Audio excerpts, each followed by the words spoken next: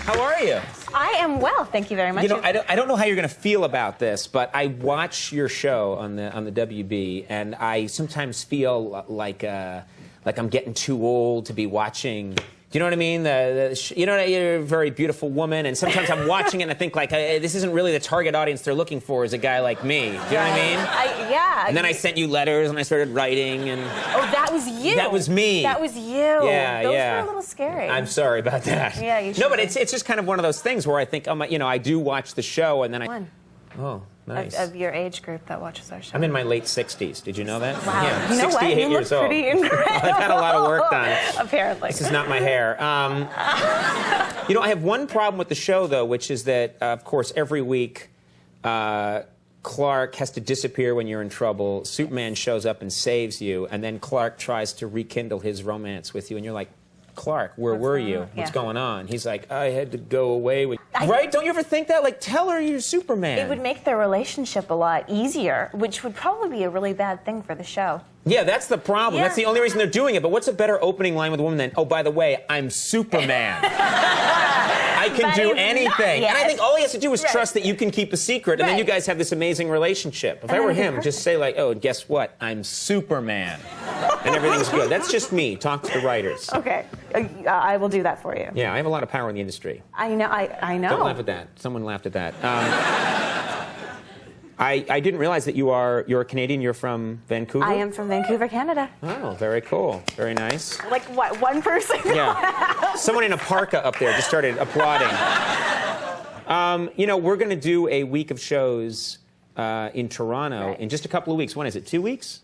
2 weeks. We're going to do a week of shows in Toronto, and I was curious, what can you tell me? What's it going to be like for us? What's it going to be like? Yeah. Well, first of all, I think that the east coast of Vancouver is in, like, deep freeze right now. So going further north, probably a dumb idea. Well, yeah, kind of, because it's like minus 20 Celsius in Toronto. I can't do the conversion. You got to help me. I can't either. Admit it, and no one else here can either. I hate it when everyone's quiet but act like, oh, we can.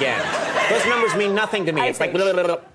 It's really, like, I think it was minus 9 Celsius here, maybe Stop doing yesterday. Celsius. No, You've got to go to Fahrenheit. Give you an idea of here. America, dude. We got to have the Fahrenheit. No, like, listen, okay. So yesterday here, it was like minus 9, I believe. Right. So minus 20 is pretty damn cold. Okay, that didn't help me at all. Okay, just real cold helps me. What about the audiences? What are the people going to be like? Do they... Well, I've never been in, like, a studio audience, but in a theater in America, people tend to be really gung-ho, and they'll get into a movie, and they'll cheer for characters, and they'll laugh really loud. Right, that's great. Yeah, and in Canada, we kind of just sit and watch, and we're pretty chilled out and mellow, and sometimes someone will laugh, but it's pretty... Now, I found this interesting about you, because I was you know, thinking about you today, as I often do, and... well, I knew you were coming on the show, so it was an excuse this time, but...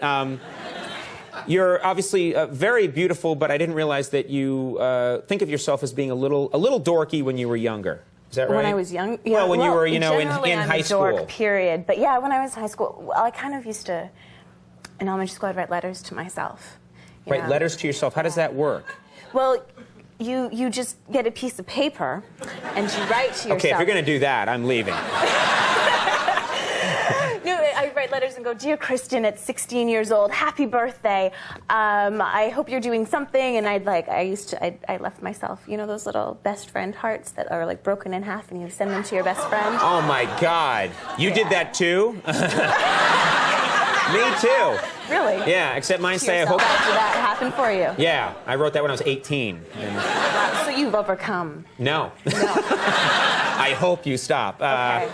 To have those letters, are they nice things now to read? I mean, the dorky aspect aside, but they're probably, I mean, you're doing so well. It must be nice to read these letters and say, I hope things are going well for you. Yeah, they're great. They're kind of an insight into the person that I used to be. Right, right. That's kind of, it's like a time capsule. It's kind of a cool assignment. That's exactly what it's like. Now, Smallville, which I recommend to people who haven't watched this, I think it's a cool idea for the show, which is, it's the early life of, obviously, Clark and Lana and the whole gang. Yeah. This airs Wednesday nights at 8 on the WB. I'll be watching. I think you should all be watching, too. Kristen, thank you very much for being here. Really nice having you on the show. Kristen Kruek will be right back with Ricky Lee Jones. Stick around.